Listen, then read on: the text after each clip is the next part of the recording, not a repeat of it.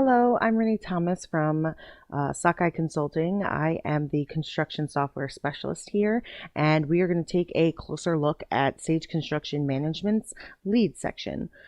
So as you can see on your screen, we have opened up right into the leads feature. That is right here on your sidebar, and when you click on it, you'll appear right here. Right off the bat, as you can see, there's a really nice analysis uh, visual for you to look at. So it will keep you updated on what your leads are, where they're at in terms of that, as well as what kind of last stage analysis you have for the past quarter. You can also get some new lead analytics when you click here.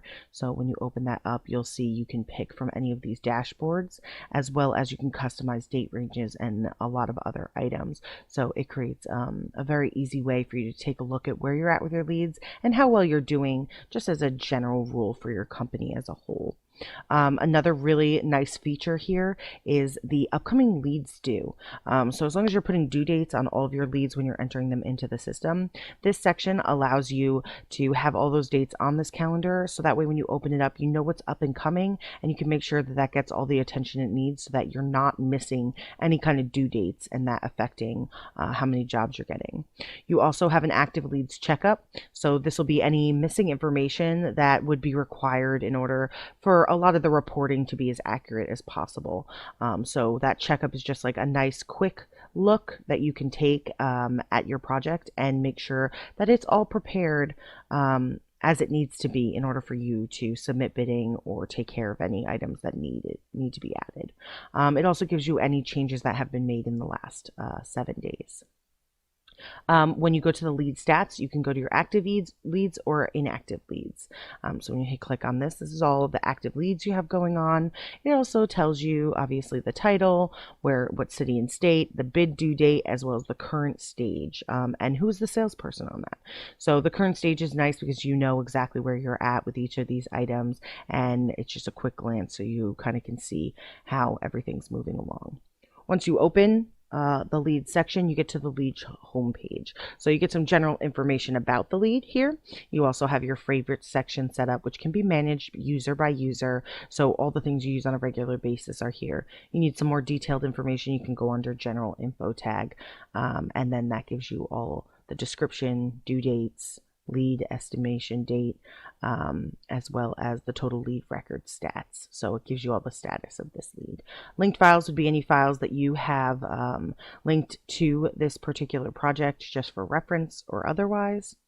And then down below, as you can see, the lead menu. So there's quite a few items on here that are useful in terms of your leads, but the most prominent and most important would probably be in the pre-construction section. One of the things that makes this particular feature on Sage Construction Management very adaptable is the invitation to bid and the estimates. Invitation to bid is great because you can track all of the RFPs that you have sent out, as well as any responses you've gotten on those. Any responses that you have gotten on them can be compared against each other, as well as against any kind of initial proposal you have created within your own systems to say this is kind of where we estimate everything to be at. So it makes it really functional in terms of checking in on where these numbers are coming in and how accurate you're being in terms of estimating things. All of those numbers that you get from your vendors and subcontractors can also be pulled into the estimate section. The estimate section is broken down into several different areas of interest, but I think the most important thing is to go under view estimate, and as you can see, you can pull in all of your cost codes as well as any items that have come in from your invitation to bid will show up here, and you can pull all of that in. You also can add any other items to this, and this will become your ultimate list of all items related to your estimate. And then here's your bid management. As you can see, you have different categories, and then within each of those categories, you'll have any of the people who have responded through the system. And then you have your cost code summary, which gives you everything broken down into each of the cost codes, and then your reports. Once you go into the report, you will see that you have your entire proposal. You can print from here, or you can just take a look at where you're at the cell, total and your cost total, and then a profit margin as well as your hours.